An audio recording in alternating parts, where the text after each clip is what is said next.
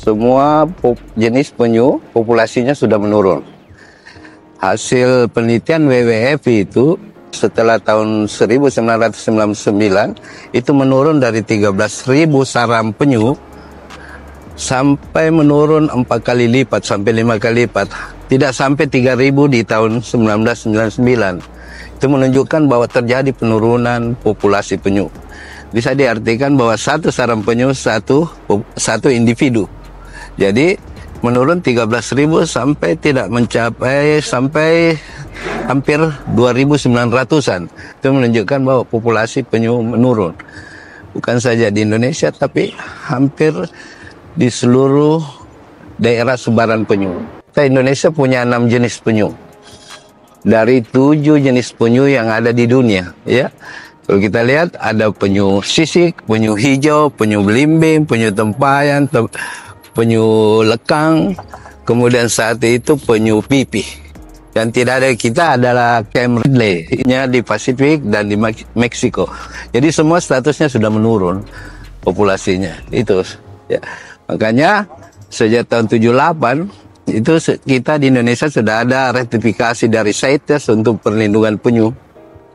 Nah, yang terakhir itu PP nomor 7 tahun 99 itu dikeluarkan untuk perlindungan penyu. Bukan hanya penyu hidup, tapi semua turunannya, dagingnya, sisiknya, semua sudah dilindungi. Jadi dari segi aturan itu kita sudah punya. Sekarang tinggal bagaimana implementasi dari aturan itu. Ya, kendalanya kita sebaran penyu kan sangat luas. Sementara sumber daya dalam hal ini jagawana di kawasan konservasi hanya sedikit. Hampir tidak mungkin untuk menjangkau semua. Makanya dalam konservasi penyu perlu kita libatkan masyarakat di sekitar tempat adanya penyu, tempat bersarangnya penyu.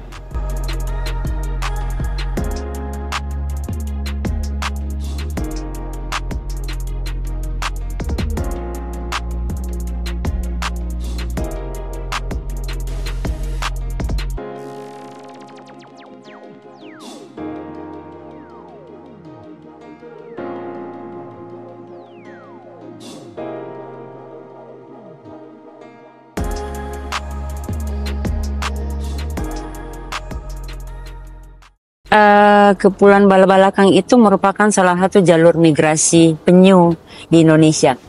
Oleh karena merupakan jalur migrasi dan 10 tahun lalu itu banyak sekali terlihat penyu di sana. Kemudian sejak itu mulai menurun populasi penyu. Dan kemudian juga kita melihat bahwa memang Lamun yang merupakan daerah feeding ground, daerah reproduksi penyu, daerah tempat persembunyian penyu dari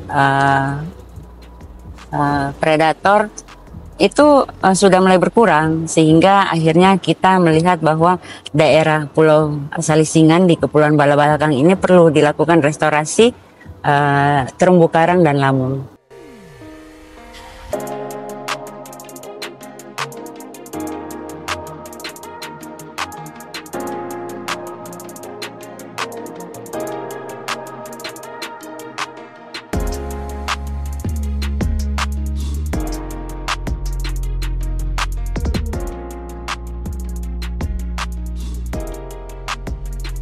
Ada beberapa kegiatan yang kita lakukan di sana. Yang pertama adalah kita memberikan beberapa alat tangkap yang memang setelah hasil diskusi dengan masyarakat, ya. Kita juga memberikan pelatihan olahan produk perikanan, ya, dan yang berbahan baku ikan. Di antaranya kita melatih membuat abon ikan, mie dari ikan, berbahan baku ikan, kemudian bakso ikan.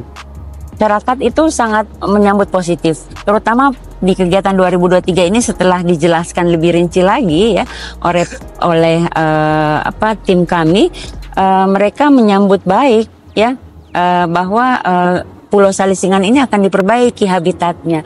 Kalau diperbaiki habitat Lamun dan karangnya, penyu akan meningkat. Peningkatan penyu ini membuat Pulau Salisingan bisa dijadikan daerah wisata. Selain itu juga peningkatan ekonomi dari mata pencarian yang sekarang nelayan, itu ibu-ibu bisa mendapatkan peningkatan ekonomi dari kegiatan-kegiatan di luar dari hanya sekedar membantu suami.